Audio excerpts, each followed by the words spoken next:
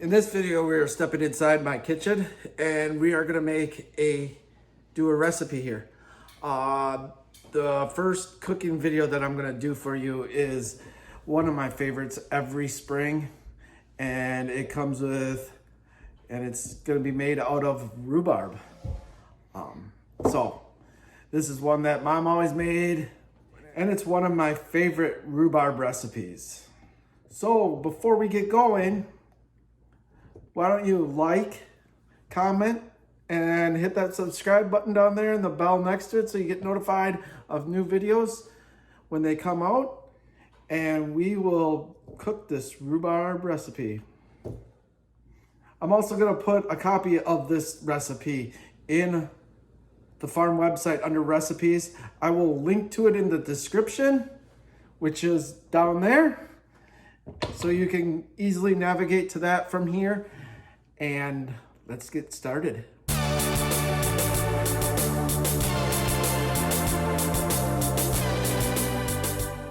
So this recipe calls for 4 cups of diced rhubarb. Rhubarb is a plant that comes up very early in the spring, and it is ready in Wisconsin in April and May and June before it really starts getting woody and going into seed. Do not cook any part with the leaves because the leaves have toxins in it. So you just want the stem. You get a nice red stem or whatever, but you want a nice stem that's not too big, otherwise it gets kind of fibery. So we're gonna cut up 4 cups.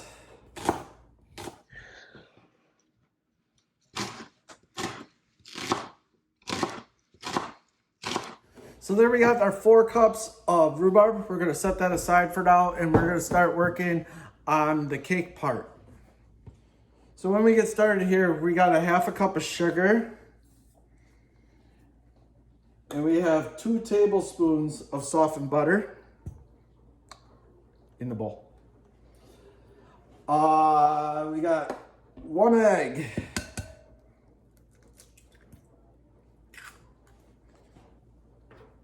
And 6 tablespoons of milk.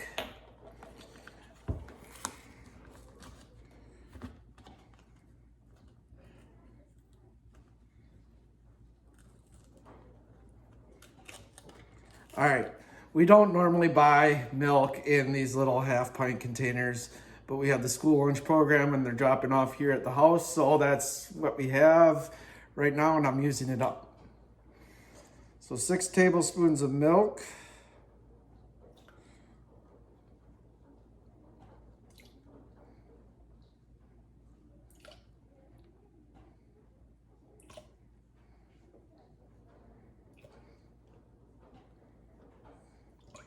Now this is gonna make the batter for the cake. And that goes on the bottom of the pan when we start assembling it. We got a teaspoon of baking powder.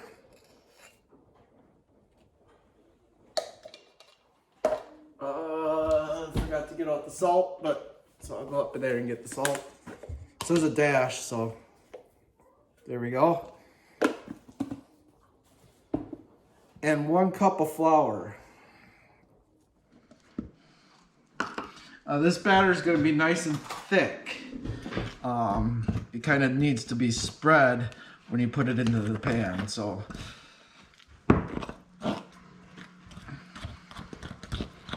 and with the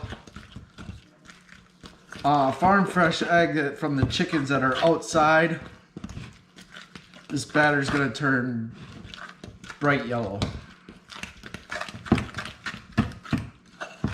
Once you have the farm fresh eggs, it's hard to go back to the store-bought ones because of how creamy the yolks are.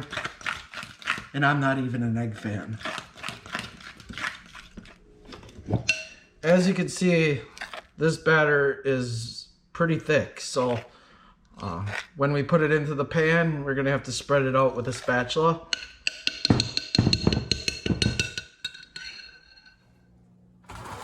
All right, so now we're gonna put the batter into the 9 by 13 inch pan that we have sprayed with cooking spray. We're gonna use, like I said earlier, we're gonna use a spatula because it's thick. Slide it down in there.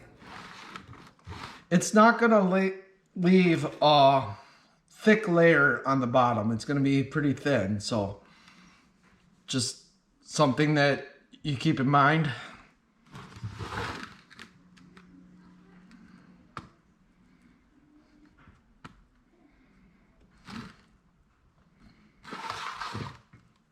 All right, so now that we got this set, we're gonna set this aside. We're gonna start working on the rhubarb.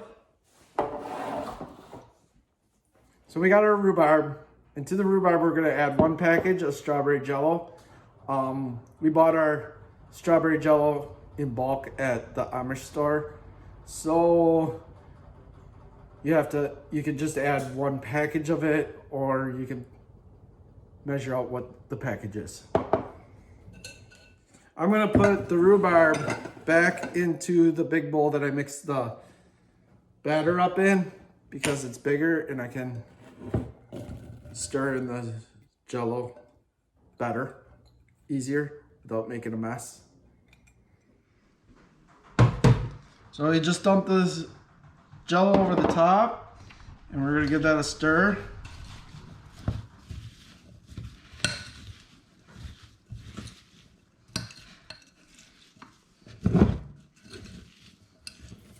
And this is where it starts to smell good.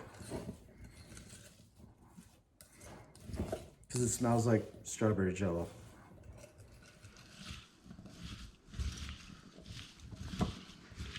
All right, now that we got the rhubarb coated in the strawberry Jell-O, we are gonna dump the rhubarb on top of the batter.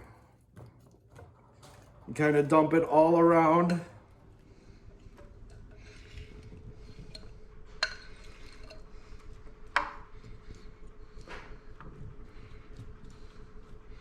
So that every part of the cake has some rhubarb on it.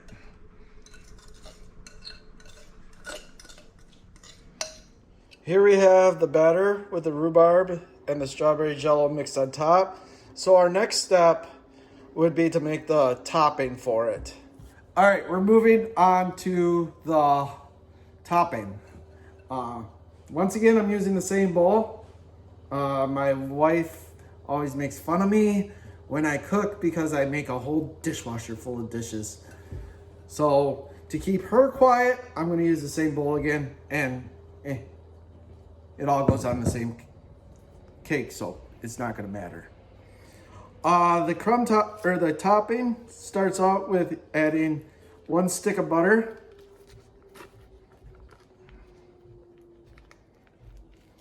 Soft butter, softened butter. So we didn't have the butter softened. So before we started, you put hot water in a glass and stick the stick of butter under it, like this, with a stick of butter in here, and it softens your butter a lot faster. That's a trick my wife knows. We have the half a stick of butter in here. We have a half a cup of flour.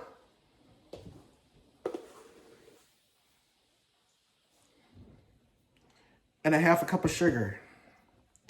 That's it for that.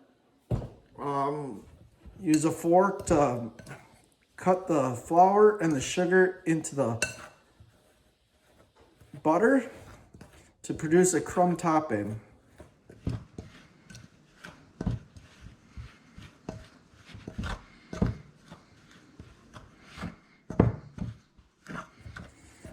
Like I said in the intro, this is a rhubarb cake that my mom always made when I was growing up. We had a big rhubarb patch, and we'd wait for that first time when the rhubarb plant gets just tall enough to take the leaf off, and then you use a whole bunch of little stalks to get your 4 cups. You go through the whole patch and use almost the whole patch for that first cake. Then it grows so fast that there's enough of it from after a while. I'm getting this cut in and crumbled up. And what we're gonna do with this is we're gonna sprinkle it on the top of the rhubarb. So you just sprinkle this on top, and as you can imagine, the butter will melt and the sugar and the flour will form a crust, and it's really yummy. My oldest daughter, she was excited that I'm making this video because then she gets the rhubarb cake. Not all of it. Daddy gets most of it.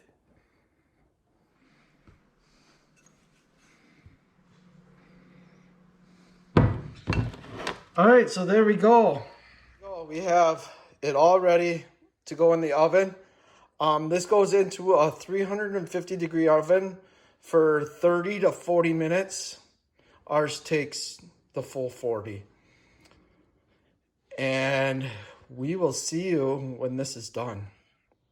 So here we go. This is the finished product. This is one of my favorite springtime desserts. The Jell-O and the rhubarb make this perfect blend of tart and sweet. And the crust that forms underneath is dense enough to make it perfect for eating with just your fingers, because you're not going to want to wait to get a plate out and put it on a plate. So there we go. There's my first cooking video that I've done. If you liked what you saw, please like, comment, and subscribe to this video. And hit that little bell next to the subscribe button to get notified when new videos come out. I'm going to put a link in the description for this recipe that goes back to the farm's website. So you'll be able to look over there and find the recipe, print it off, make it yourself.